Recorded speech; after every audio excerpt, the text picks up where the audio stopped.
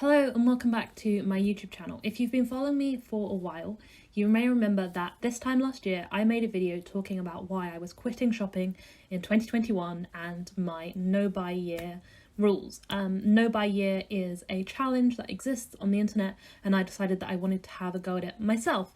I told you that I was going to make videos throughout the year documenting that challenge, and I kind of failed to do that, but I did kind of stick to the challenge. I did keep doing this for the entire year. So I wanted to sit down and make a video talking about my experience and whether I'm going to continue to do it into the new year. So I'm going to break this video into 3 sections, I think.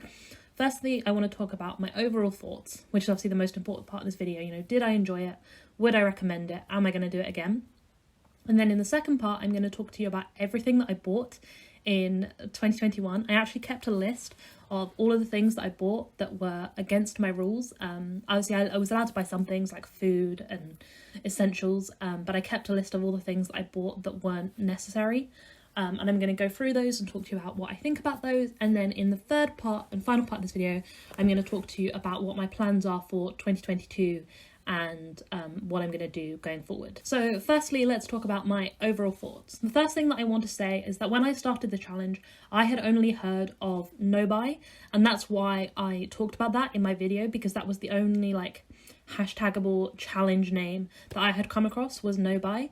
But since then I've discovered that some people also do a low buy, which I realized is much more in line with what I want to do, and that's probably what I should have talked about in my video, but I honestly just hadn't heard that phrase before, and I used no buy because that's what I'd heard other people use, and I wanted my content to be findable, if you know what I mean. But yes, I do recognise now that what I was doing was much more like a low buy. So first of all, did I enjoy this challenge? I think that this was a really interesting thing for me to do. I've been interested in minimalism for a long time, and I found that I'm very good at decluttering, but the thing where I struggle is that I was still bringing new things into my life, and so part of the reason why I wanted to do the challenge was to stop doing that. Because even though I was good at decluttering, I was still somewhat addicted to shopping, and I still am, but we'll talk about that in a minute. And secondly, as I become increasingly aware of the climate crisis and sustainability, and as those become things that I'm really interested in and passionate about, as we should all be, I recognise that buying stuff is one of the biggest reasons that we're in this situation, is because of capitalism and consumerism. I'm actually currently reading a book called The Story of Stuff, which is all about the impact that buying goods has on the planet, and I would highly recommend this if you want to learn more about the environmental footprint of a lot of everyday household products. So yeah, those were the 2 reasons why I did this challenge, because I was really interested in minimalism and sustainability, which I still am. They're 2 of the things that I think are most important, and I thought that this challenge would help me to further my progress towards being better in both of those areas. And it definitely did. I think it was such an interesting thing to keep track of what I was buying and to be really mindful about what I was buying. To me, this challenge wasn't about not buying anything, but it was about being mindful about what I was buying and really making sure that the things I was buying were actually adding value and impact to my life, and that I wasn't just buying things unnecessarily, because that is, a waste of money and a waste of resources. I also talked about how I wanted to be able to spend more money on experiences and things like that, and I really was able to do that this year because I wasn't spending money on clothes or books or things like that. So yeah, I personally enjoyed doing this challenge. I found it really interesting. However, I would say that this is somewhat of an advanced challenge. If you're just getting into minimalism, I wouldn't recommend starting with this. I would recommend waiting till you're 2 or 3 years into your minimalism or sustainability journey to do this, because it is a big thing to do and it does require a lot of motivation. But I'm very glad that I did it, just because I found it so interesting. But I think the thing that I realised, and what you'll see that I'm going to change for 2022, is that my rules were too vague or too strict. I basically said that I wasn't allowed to buy anything. I gave myself a very short list of exceptions, and that for me meant that when I failed and when I did buy things, it was easy for me to just be like, well, I've already failed, I'm just going to keep buying more. So for example, I said that I wasn't allowed to buy any clothes, or if I did buy clothes, I had to write that down as a rule break. But actually I found that once I bought 1 or 2 items of clothing, I then was like, well, I can buy some more, And that's what I'm going to change in my rules for 2022. As you'll see, I'm allowing myself more things in the hopes that putting restrictions on it will help to keep those things under control. And the other thing that I noticed myself do was that a lot of things that I wanted but that I couldn't justify, I basically just put on my birthday or Christmas wish list, and I haven't included those in my rule breaks because I was like, well, I'm being given them as gifts, so therefore I didn't buy them. But if my goal is to, you know, use less resources and bring less stuff into my life, those things were still being made and brought into my life. So I felt a bit conflicted about that, but I think the one nice thing about doing that was that I had time to reflect on those things. So, you know, even like 6 months before my birthday, there were a couple of things I wanted and I put them down on like a wish list, and it meant that I had time to sit on those things and decide if they were things that I really wanted or not, because I had the time in the lead up to my birthday to decide if those were things that I wanted to ask for. And then I was intentional about when it got to my birthday and Christmas, which was recently, they're both at the end of the year, I went through that list and I didn't ask for everything off it. I asked for the few things that I really wanted and that I really knew I would value and treasure off of that list. So yeah, those are my overall thoughts on this challenge. It is a difficult challenge, but personally I found it really interesting, and as I say, I think it's so important to be mindful about what we're buying, and so I am going to continue to do it, but I am going to change my rules slightly. So let's get on into the second section of the video, which is talking about everything that I bought in 2021. I have my laptop here and I'm going to bring up my Notion database because obviously I have a Notion database. I bought a total of 30 things this year, which sounds like a lot, but actually is nothing. Like an entire year, I bought 30 things. So my list is sorted into categories. The first category is clothing. I bought 9 pieces of clothing last year, which actually I'm pretty happy about. 2 items were fast fashion, 1 item was from like an ethical, sustainable brand, and the other 6 were purchased secondhand, which I'm pretty happy with. What I realised last year was that I do want to buy clothes. I want to have a good wardrobe of clothes that make me feel comfortable and confident. And what I realised throughout this year is that I feel very guilty when I buy fast fashion because I'm aware of the impacts of fast fashion. But I actually don't feel too bad about buying secondhand clothing because there is so much clothing already existence on this planet. And if I can give it a home and keep it in use, then there's nothing wrong with that. So that's kind of going to be my approach for next year, is that I'm going to allow myself to buy clothing because I still feel like I could do with a few more things in my wardrobe, but I'm going to try and buy it all secondhand. Then I bought plants. I bought 3 or 4 plants this year and a few like plant pots and things which I've written down. And honestly, I have no regrets about this. My plants bring me a lot of joy and they weren't expensive. However, what I am aware of is that I am a student and a young person. Even though I'm about to graduate, I probably am going to keep having to move house every year or 2 for the foreseeable future. And so having a lot of plants isn't practical because it's difficult to transport them when I move house. So I don't really want to buy many more. I think I have 8 plants now. And that is plenty for now. When I'm older and I buy my own house, I would love to fill it with plants, but for now it's just not feasible to do that because of how difficult it is to transport them. The next category is stationery and craft supplies. I bought 8 different things, a couple of which I now regret and see that I didn't need, but mostly I'm happy with them. I love crafting, and crafting has been a big source of comfort and joy to me over this year. But what I have seen from doing this is that I really don't need to buy that many supplies. I was able to make do with the things that I've got, and I don't need to rush out and buy supplies. So I want to try and take that mindset into 2022. I want to be mindful about it. I'm not going to deprive myself from buying craft supplies because it's a big source of joy in my life, but I also need to use up what I have and I need to finish the projects that I've already started before I buy new supplies. The next category is technology. The only things I bought were this clip-on microphone, which I'm wearing here, which has been very useful, and I bought some extension cables which when I moved into this new bedroom, the plug sockets were in awkward places, so I bought a couple of extension leads. And then for furniture, I bought a bedside table when we went to IKEA because when I moved into this room's a lot bigger than my old room was, and I wanted a bedside table. And I also bought some bookends because up here the books on this shelf kept falling over, so I bought some just some tiny little clear acrylic bookends to hold those in place. And then I bought a Chili's food flask, which I absolutely love. It's just a thermos flask, but it's got like a big opening so I can eat soup or curry or pasta out of it, especially in the colder months. I like taking packed lunch into university because it saves me money and time, and it's less wasteful often if you go out and buy lunch from a cafe or Tesco's, whatever it's in packaging. And so in the interest of trying to be lower waste and save money, I'm trying to take my own lunch.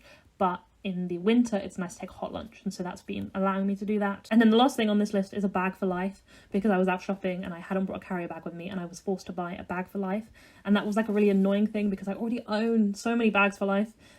But because I'd forgotten to bring it with me, I was forced to buy another one. So those are the 30 items that were on my list, but the 2 categories missing from this list were, first, the presents that I received for my birthday and Christmas.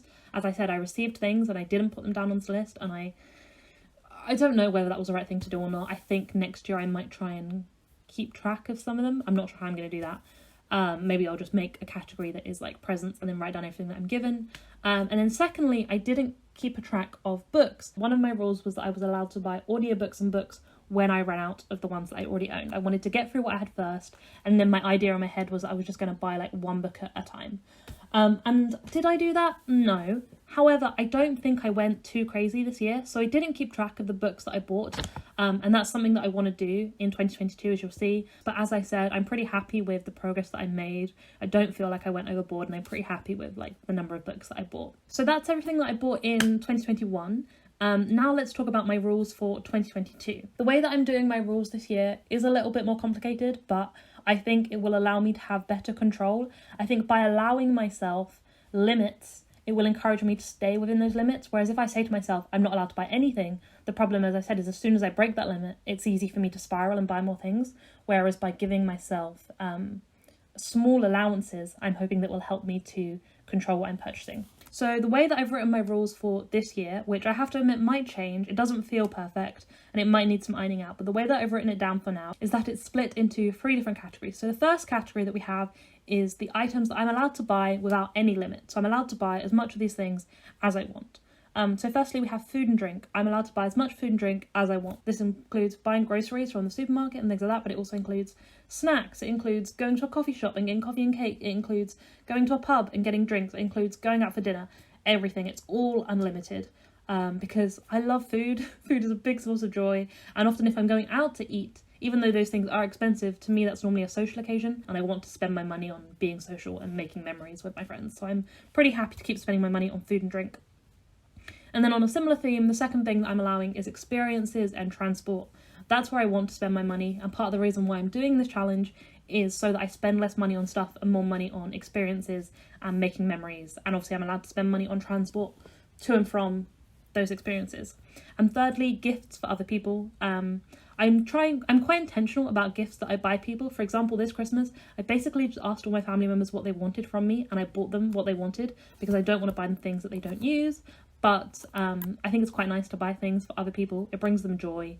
And I also enjoy like making cards and sending cards to people. So I want to keep doing that in 2022. And then the second category that we have is my limited category. So these are things where I'm giving myself a limit of how much I'm allowed to buy, or there is a condition on when I'm allowed to buy these things. So the first thing that I've got on this list is that I'm allowing myself to buy 10 items of secondhand clothing. I don't know whether I'll do this or not, but as I said, I feel like my wardrobe is still missing some things, and I want to give myself the freedom to buy some clothes, but the restrictions I'm putting on myself are I'm only allowed to buy 10 items in the whole year, which actually isn't that many, so it stops me going crazy. And secondly, I want them all to be secondhand. Secondly, I'm allowing myself 3 items of secondhand tech to improve my social media content creation. For example, I think I want to buy myself a proper tripod because the one I have is like on its last legs, and I'm thinking about buying myself like a smaller camera because the camera that I'm using at the moment is reasonably big, and I think I want to get myself like a small vlogging camera. Those are the only 2 things that I can think of, and I've been thinking about those 2 things for a while, and I don't want to stop myself making these purchases in the future. But as I've said, I've put the restriction on, firstly they need to be secondhand because that's a more sustainable and a cheaper way of buying them, and secondly I want things that are going to improve my content creation because that's where I see them having value. I am not a tech nerd and I don't need lots of expensive tech in my life, but if I feel like something is truly going to improve my content creation, which is something that I am passionate about, then I want to invest in those things. Next we have books. I'm allowing myself 5 books this year of any format. That's physical books, ebooks, or audiobooks. I'm only allowing myself 5, and I've said if they are physical books, they have to be secondhand. Now hear me out. Firstly, I went through and added up all of the books that I already own that I want to read, like I haven't read before, and there's a couple that I want to reread, and it came to about 13-14 books, so I already have those to read. And then I also want to try and use my local library more. I've started using my local library and I'm finding it to be a really good experience. The library near me is actually quite small, but there's a huge online catalogue and you can just order them in and get them delivered to your local library. So I want to use that more. So as I said, I'm only allowing myself 5 books because I want to read the ones I've got and I want to mostly use the library. And those 5 will probably be used for like new releases. I'm sure there will be a couple of books that come out in 2022 that I really want to read and I won't be able to get them from the library, and obviously I won't own them, so that's probably what I'm going to use those 5 allowances on. Then I'm allowing myself essential toiletries and makeup when they run out.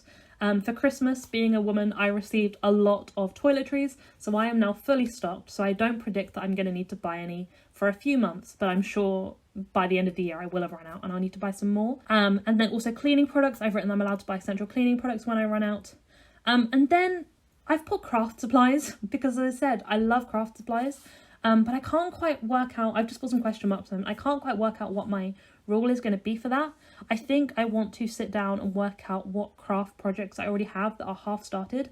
I'm thinking maybe if I can come up with a list of like 4 or 5 projects that I know are lying around my room half done, and I tell myself I have to finish those projects before I start any new ones, because I'm aware that I already own so many craft supplies and I want to try and use up what I have. But we'll see. I can't quite work out what my rule is going to be with that because I want it to be limited. I want to allow myself some craft products without allowing myself to go wild, if you see what I mean. And then at the bottom, the last category that I've got is my not allowed, as in I'm not allowed to buy any of these things. And the 2 things that I've written in this category at the moment are fast fashion and jewellery and accessories, but I'm sure I will add to this list throughout the year. I just tried to sit down and think, like, what things do I absolutely not want to buy? And in my head I was like, fast fashion. I do not want to buy any fast fashion. But I'm sure I will think of some more things as I go throughout this year. And then at the bottom of this page, I've made a table where I'm going to keep track of all the things that I've bought. So I'm sure in a year's time, I will update you on where I've gotten to this year. I'm excited to continue this challenge and to continue being mindful. And I feel much more positive going into it this year with this low buy attitude because I'm allowing myself these exceptions.